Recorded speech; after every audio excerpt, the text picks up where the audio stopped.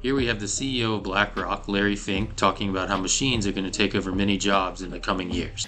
I could argue in the developed countries, the big winners are countries that have shrinking populations.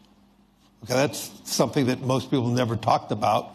You know, we always used to think shrinking population is a cause for negative growth. But in my conversations with the leadership of these large developed countries that have xenophobic immigration policies, they don't allow anybody to come in, shrinking unemployment, shrinking demographics, these countries will rapidly develop robotics and AI and technology.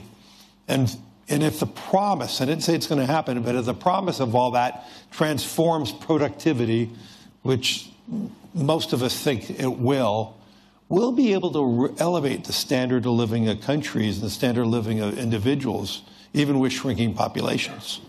And so the paradigm of negative population growth is going to be changing. And the social problems that one will have in substituting humans for machines is going to be far easier in those countries that have declining populations. And so for those countries that have rising populations, the answer will be education, and so rapidly developing. You know, for those countries that do not have a foundation of rule of law or education, they're going to be left. That's where the divide's going to get more and more extreme. Of course, he's not the first so-called elite to talk like this. This is something that is not a secret. It is the way that the future is going.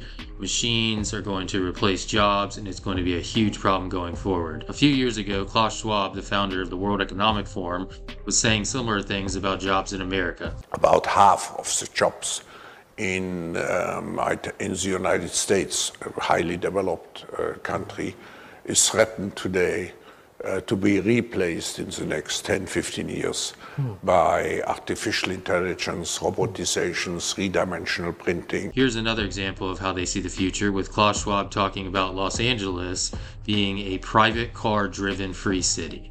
We meet for the 20th. I hope I will have the pleasure still to be invited for the meeting. When we meet for the 20th Governance Summit,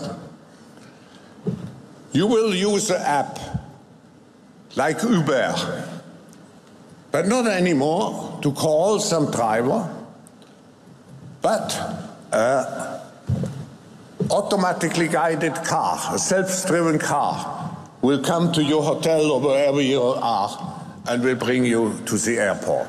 No, Los Angeles is one of the cities with the heaviest traffic, who told me in 2030 Los Angeles will be private car-driven free. And this will allow to transform highways into parks and other public spheres. Something that should be noted is Fink is not wrong about the negative population growth.